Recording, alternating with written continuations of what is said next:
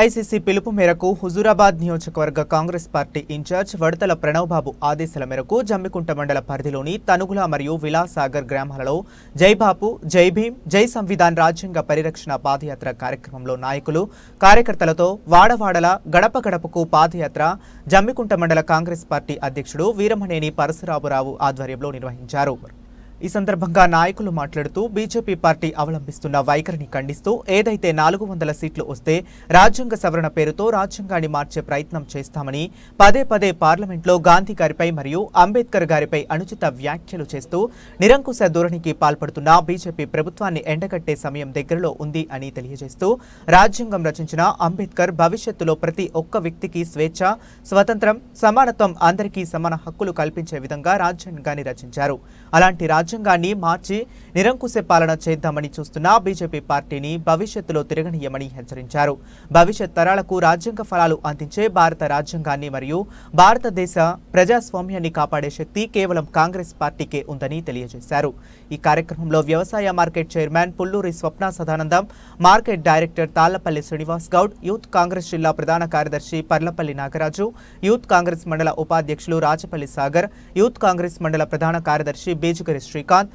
కార్యదర్శి పైడపల్లి వెంకటేష్, ఫిషర్మ్యాన్ కాంగ్రెస్ రాష్ట్ర కార్యదర్శి పింగళి రాకేష్, మాజీ ఎంపీటీసీ వాసాల రామస్వామి, ఎన్ఎస్యుఐ మండల అధ్యక్షుడు వాసాల సుధీర్, నాయకులు పోషాల శ్రీనివాస్, రాచపల్లి శ్రీనివాస్, వాసాల కుమార్, జక్కే చంద్రమౌళి, జక్కే సమ్మయ్య, గుడిశాల రఘుపతి, జక్క రవి, లద్దునూరి మధు, మహేష్, ఆకాష్, అక్బర్, రాకేష్, రాచపల్లి సమ్మయ్య, ఎక్స్ సర్పంచ్ ఉందాండి కుమార్, బిట్ల అశోక్, రాచపల్లి అశ్విన్, వేల్పుల కుమార్, రాచపల్లి వంశీ, మంజులా సంతు, రాచపల్లి రామస్వామి, ఎండి రఫీ, శశి, రజనీకర్, సుమన్, రాజశేఖర్, దొగ్గల భాస్కర్, మ్యాకపల్ల అశోక్, కొండు భిక్షపతి, గాజే వీరగోపాల్ తదితరులు బోయిని కుమార్ పాల్గొన్నారు.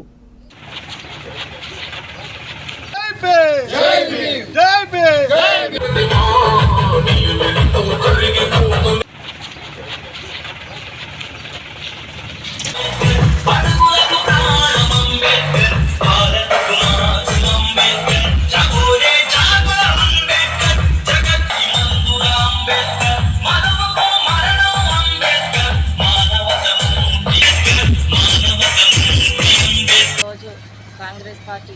ఆదేశాల మేరకు నిన్నటి రోజున నగరం, నాగారం, వావిలాలలో జై భీమ్, జై బాపు, జై సంవిధాన్ పాదయాత్ర కొనసాగించడం జరిగింది. అందులో భాగంగా ఈరోజు తనుగుల చెమనపల్లెలో ప్రారంభించి కొనసాగించడం జరిగింది.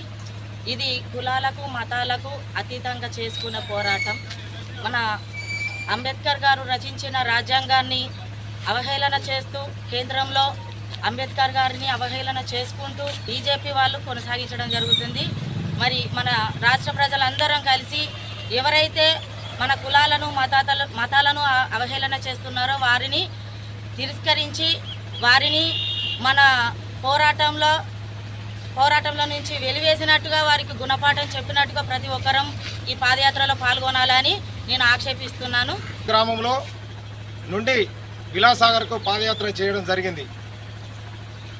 ఈ పాదయాత్రకు వచ్చినటువంటి మా యొక్క మార్కెట్ చైర్మన్ స్వప్న సదానందం గారికి మరియు అలాగే పేరు పేరున అందరికీ నా యొక్క ధన్యవాదాలు. ఈరోజు మనం ఈ జరుపుకునే జై భీమ్, జై బాపు, జై సంవిధాన్ కార్యక్రమాన్ని మొన్న పార్లమెంట్లో బీజేపీ ప్రభుత్వం మనకు అంబేద్కర్ రాసినటువంటి రాజ్యాంగాన్ని ఆయన ఈ బీజేపీ వాళ్ళు నరేంద్ర మోడీ, అమిత్ షా చేసినటువంటి వ్యాఖ్యలకు ఏఐసీసీ పిలుపు మేరకు మనం గ్రామాన పాదయాత్ర చేసుకుంటూ మనం కులం, మతం అతిథిగా అందరం కలిసి పాదయాత్రను జరుపుకుంటూ మనం ప్రజలకు ఈ బీజేపీ ప్రభుత్వం ఏం చేస్తుంది, మతతత్వ పార్టీ మతాన్ని రెచ్చగొడుతుంది అని ఈ నిదానాన్ని చెప్పుకుంటూ నిన్న జై బాపు, జై భీమ్, జై సంవిధాన్ కార్యక్రమాన్ని